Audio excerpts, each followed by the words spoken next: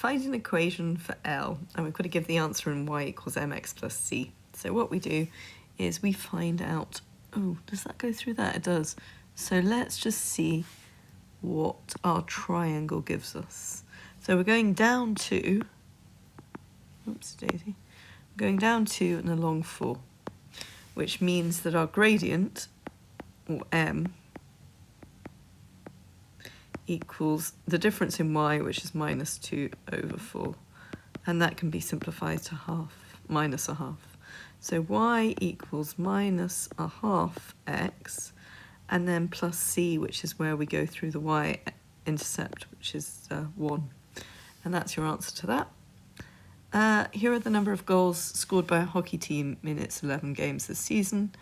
Okay, work out the interquartile range of the number of goals. So let's find out the median first. So 0, 1, 2, 3, 4, 5, 6, 7, 8, 9, 10.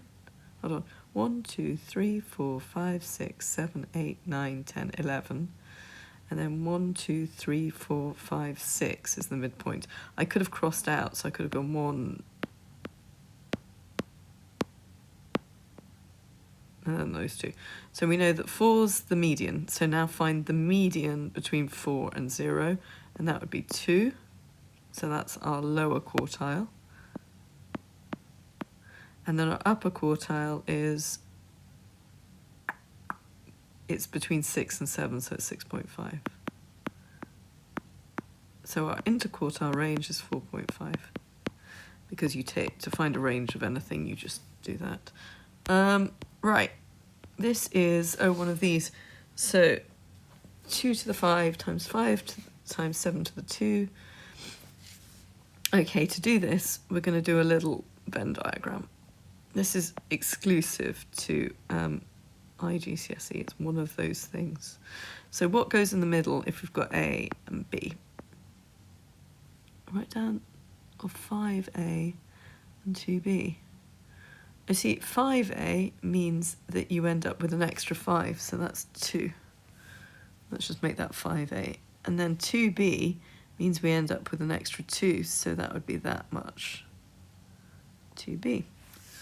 Or not to be. So what do they have in common? So the highest common factor, they have 2/4, and then that gets rid of that, but we still have a 2 left in there. Then we've got 5 to the power 2 in there, and we still have a 5 in there. That gets rid of those. And then we have 7 to the power 2, and we still have 7 over to the power 2 in there. Right, and then highest common factor is the middle bit. Give your answer as a product of primes. So it's 5 to the power 2 times 7 to the power 2 times 2 to the power 4. And by the way, it's the sort of thing I wouldn't have noticed, but the 5 and the 2 do change it a little bit, but not that much. Now, oh, here we go. This is fun. So, work out the value of AB squared and give your answer as a product of prime factors.